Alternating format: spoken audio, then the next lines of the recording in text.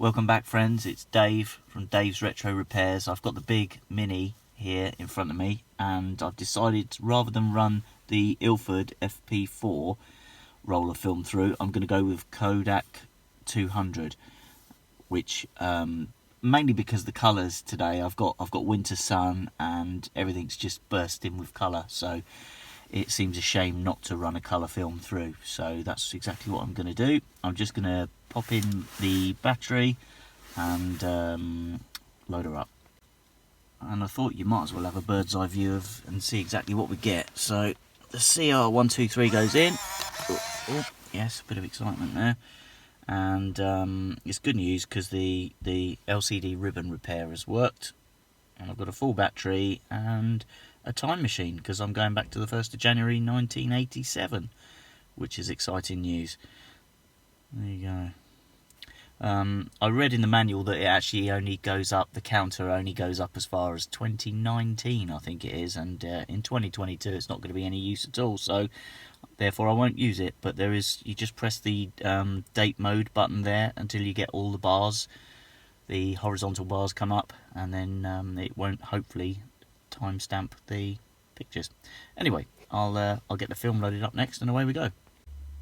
I just realised this is an absolute nightmare to try and do with one hand, so please bear with me. Film goes in that way and pull it across, and I need to get it to bite on the wood, on the those there, if you can see. Need to get it to actually bite through those, and then it should just be a case of snapping it shut, and hopefully something will happen. So there we go, and let's power it on. Exciting. That is now on, and I'm sure if I just stick it on one. Okay. Now conveniently that flashing zero is telling me that I haven't loaded it correctly, so bear with, we'll have another go. Take two. Just snap it shut. Okay, and hopefully it's powered on. There we are, and we're in position one, ready to go. I think I'd just not latched it correctly on the guide wheels, that's all I'd done there. So we are ready. Let's go and have some fun with the Big Mini. This is a lovely little space locally to me, and as you can see, the colours are just awesome today. Let's see what we can get. So I'm just having a bimble around the nature reserve, not going particularly fast, but yeah, I just have to make use of this glorious winter sunshine. See what it does to the colours, they just burst. So I'm hoping it all comes out on the Konica.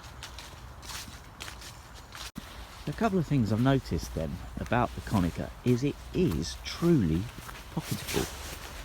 I mean, it's tiny, but it's so easy to use. It's great, just size in your pocket, no one knows what you're doing. Brilliant. So I've just realised that I've taken a handful of shots, as you can see 5, and all with the date of 1st of Jan 1987.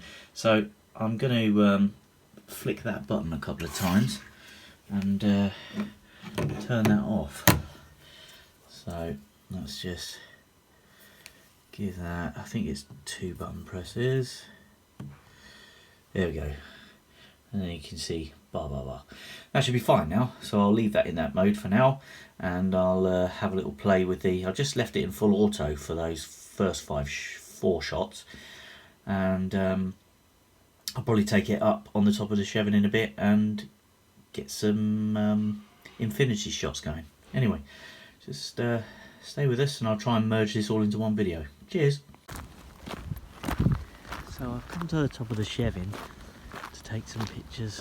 It's pretty damn cold, but I've taken a couple of images using the Big Mini over the valley, looking across to Otley, down here, up here at Jenny's cottage, and you can see how cold it is, but the sunlight is absolutely amazing today. So I've put the camera in various different modes, infinity, obviously to get the the distance, and let's see what they come out like. I just thought I'd bring you up here so you can have a look.